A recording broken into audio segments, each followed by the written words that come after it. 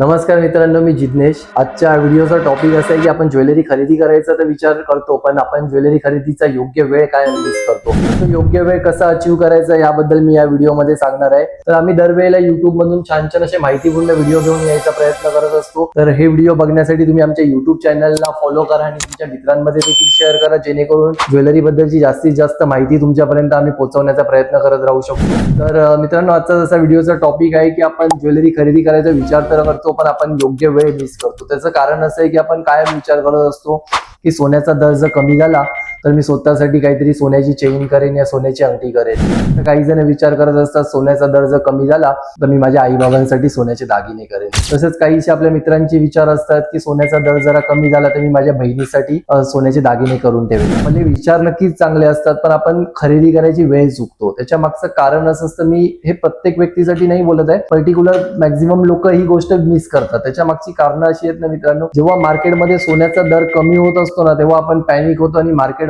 बऱ्याच ठिकाणी बरेच लोक ते पॅनिक सिच्युएशन क्रिएट करत असतात की नाही, आता सोन्याचा दर पडतोय, आमचा सोन्याचा दर 1 लाख जाईल या सोन्याचा दर 80,000 जाईल। तर मित्रांनो, असं होण्याची शक्यता खूप कमी असते। तर तुम्ही कधी पण ओळखा की सोन्याचा बेस कुठपर्यंत येतो रेटचा। जेव्हा एखाद्या रेटवर जास्त वेळ सोन्याचा दर सस्टेन झालेला असेल ना, तर त्याच्या खाली पुन्हा पडणं खूप कमी असतं। तर त्याच्या खाली पडला ना तरी त्याच्या खाली एक रेट बेस बनलेला असतो, जेथे सोन्याचा दर जास्त काळ टिकलेला असतो। तर तसंच आजच्या मार्केटनुसार सोन्याच्या दराचा बेस रेट कुठे आहे, तर आजच्या राईट नाव कंडिशन नुसार जर सोन्याच्या रेटचा बेस तुम्ही काउंट करायला जाल तर आताच्या रेटनुसार 1,35,000 ते 1,40,000 हा 10 ग्रामच्या हिशोबाने त्याचा बेस आहे। हा जर बेस तुटला तर रेट कुठपर्यंत येऊ शकतो, तर 1,25,000 पर्यंत। पण हा बेस तुटणं पण तितकं शक्य नाहीये, आणि जर तुटला तरी तुम्ही आपण विचार करणार की नाही, अजून भरपूर कमी झालं तर मी त्या रेटला घेईन जेणेकरून माझा जास्त फायदा होईल। पण त्या जास्त फायद्याच्या चक्करमध्ये आपण हा जो हातात असलेला रेट देखील मिस करतो।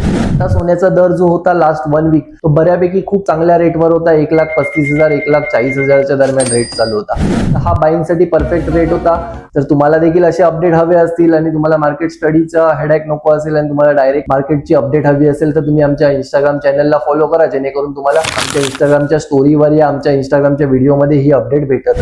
सोन्याचा रेट जर 1,35,000 1,40,000 आहे तर त्याचा पडण्याची वाट नका बघू मित्रांनो। तो रेट जो बेस बनलेला आहे ना, तो लास्ट बेस आहे, त्याच्या खाली येणं शक्यतो कमी आला तरी तो रेट 1,25,000 आला तरी असं नाही की तो तिथेच राहणार आहे, तो पुन्हा वाढणार आहे। तर तुम्ही 8 महिन्याने 9 महिन्यानंतर जर तो रेट कम्पेअर करणार असाल ना मित्रांनो, तर रेट 1,60,000 1,80,000 गेलेला असणार। तर शक्यतो तुम्ही प्रयत्न करा, जेव्हा जेव्हा रेट बेसच्या जवळपास येतो ना, तेव्हा आपल्या सोन्याच्या दागिन्यांची बाईंग करायचा। जुलै महिन्यामध्ये सोन्याचा दर हा त्याच्या बेसच्या जवळपास असतो। तुम्ही जुनी हिस्ट्री काढून चेक कराल तर ऑलवेज या दरम्यान रेट कमी असतात, आणि ह्या दरम्यान शक्यतो मोठमोठे बिझनेस लोक आपले पैसे इन्व्हेस्ट करतात जेव्हा रेट डाऊन असतो। पण आपण सर्वसामान्य व्यक्ती ह्या टायमिंगचा रेट मिस करतो। तर माझा व्हिडिओ करण्यामागचा उद्देश हाच आहे की सोन्याचा जेव्हा जेव्हा दर कमी असतो ना, तर ही संधी मित्रांनो घालवू नका। जेव्हा पण तुम्हाला सोन्याच्या दागिन्यांची बुकिंग करायची असेल तर ह्या संधीचा आणि ह्या रेटचा नक्की फायदा घेत जावा। नंदनवन तुम्हाला जेव्हा जेव्हा सोन्याचा रेट बेसलाईन वर तेव्हा तेव्हा आमच्या स्टोरीच्या माध्यमातून या आमच्या व्हिडिओच्या माध्यमातून आम्ही तुम्हाला अपडेट करत राहू, आणि नक्की तुम्हाला हेल्प होईल याच्यातून। मी पण आशा करतो की मी केलेल्या व्हिडिओ मधून तुम्हाला बऱ्यापैकी छान माहिती भेटली असेल की सोन्याच्या दागिन्यांची योग्य बाईंग करण्याची पद्धत काय आहे। तर अजून तुम्हाला जास्त माहिती पाहिजे असेल तर तुम्ही कमेंट करू शकता, मी तुम्हाला जास्तीत जास्त इन्फॉर्मेशन देण्याचा प्रयत्न करेन। धन्यवाद।